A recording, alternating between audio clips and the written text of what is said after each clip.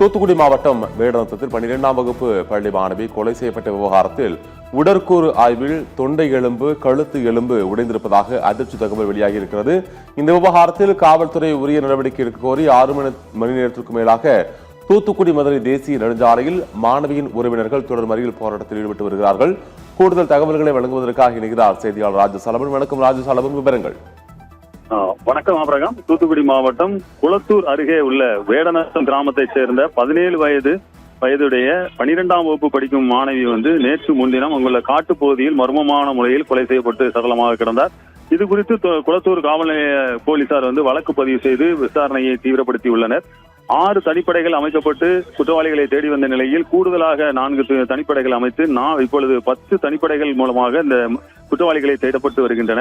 இதற்கிடையில் உயிரிழந்த பள்ளி மாணவியினுடைய உறவினர்கள் குற்றவாளிகளை கைது செய்ய கோரி குறுக்குச்சாலை தூத்துக்குடி மதுரை நெடுஞ்சாலையில் 6 மணி நேரத்திற்கு மேலாக சாலை மறியல் போராட்டத்தில் ஈடுபட்டு வருகின்றனர். சுமார் 11 மணி அளவில் மதியம் 11 மணி அளவில் இந்த மறியல் போராட்டத்திற்கு வந்த இவர்கள் இதுவரை அவர்கள் அந்த இடத்தை விட்டு நகரவில்லை. இந்த சாலை மறியல் போராட்டத்திற்கு ஆதரவு தெரிவித்து இந்திய மாணவர் சங்கம், அதிமுக, விடுதலை சிறுத்தைகள், தமிழக வெற்றி கழகம், பாஜக போன்ற பல்வேறு அமைப்புகளைச் சேர்ந்த நிர்வாகிகளும் போராட்டத்தில் பங்கேற்று அந்த இடத்தில் அவர்களுக்கு ஆதரவாக வழிநடத்தி வருகின்றார்கள். அந்த வழியாக 108 ஆம்புலன்ஸ் வந்தால் மட்டும் அவர்கள் அந்த நோயாளிகளுக்காக அந்த இடத்தில் இடம் கொடுத்து அந்த வாகனத்தை மட்டும் செல்ல அனுமதிக்கின்றார்கள். இந்த போராட்டம் காரணமாக தூத்துக்குடி மதுரை தேசிய நெடுஞ்சாலையில் கடுமையான போக்குவரத்து பாதிக்கப்பட்டுள்ளது. தூத்துக்குடியில் இருந்து சென்னை, மதுரை, திருச்சி, விழுப்புரம் போன்ற கோயம்புத்தூர் மற்றும் பெங்களூர் போன்ற பகுதிகளுக்கும் வட இந்தியாவுக்கும் செல்ல வேண்டும். துறைமுகத்தில் இருந்து எந்த வாகனங்கள் செல்ல வேண்டுமானாலும் இந்த இந்த சாலையை தான் அவர்கள் பயன்படுத்த வேண்டும். இந்த சாலையில் இப்பொழுது போக்குவரத்து நெரிசல் ஏற்பட்டுள்ளது. அனைத்து வாகனங்களும் வரிசை கட்டி நிற்கின்றன. எனவே சில வாகனங்கள், பேருந்துகள் மட்டும் எப்போது வந்தால் பசுவந்தனை, ஓட்டப்படாரம் வழியாக மற்றும் கிழக்கு கடற்கரை சாலையான தருவைக்குளம் வழியாகவும் இந்த வாகனங்கள் சென்று கொண்டிருக்கின்றன. தருவைக்குளம், குளத்தூர், விளாத்திக்குளம் வழியாகவும் திருப்பிவிடப்பட்டு இந்த வாகனங்கள் சென்று கொண்டிருக்கின்றன. இந்த விஷயத்தில் உடனடியாக காவல்துறை அந்த குற்றவாளிகளை கைது செய்ய வேண்டும். அந்த குற்றவாளிகள் அந்த சம்பவம் நடந்தவுடன் நாங்கள் புகார் கொடுக்க சென்றும் எங்களது புகார்களை ஏற்றுக்கொள்ளாமல் எங்களை அலட்சியம் செய்து எங்களது பிள்ளையும் குறித்து தவறாக பேசி அலட்சிய போக்கோடு நடந்து கொண்ட அந்த அனைத்து மகளிர் காவல் நிலைய ஆய்வாளர் பிரவீனா என்பவரை இடைநீக்கம் மட்டுமே செய்துள்ளார்கள். இது எங்களுக்கு மனதிருப்தியை ஏற்படுத்தவில்லை. அவர்களை உடனடியாக பணி நீக்கம் செய்ய வேண்டும்.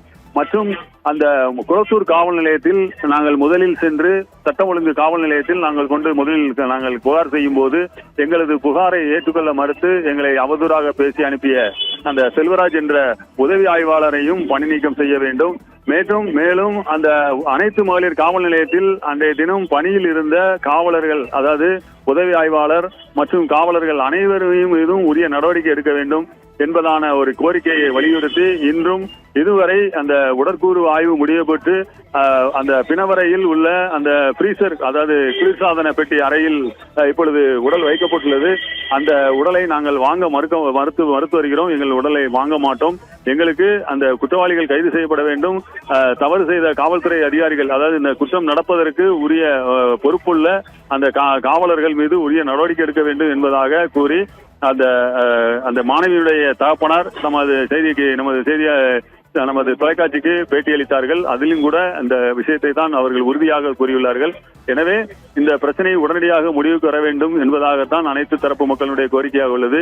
இப்பொழுது அந்த உடற்கூறு ஆய்வில் நாம் நேற்று முன்தினம் குறிப்பிட்டது போல கழுத்தில் சிறிய காயம் இருக்கிறது என்பதை முதலில் நமது தொலைக்காட்சியில் நாம் தான் வெளியிட்டோம். அதன்படியாகவே கழுத்து எலும்பு முறிவு பற்றியுள்ளது. எனவே கழுத்தை நெரித்து கொண்டார்களா இல்லது வேற ஏதேனும் சால் போன்ற அந்த பிள்ளையினுடைய டிரெஸ்ஸை வைத்து கழுத்தை நெரித்து கொல்லப்பட்டாளா என்பது குறித்தும் விசாரணை நடைபெற்று வருகிறது.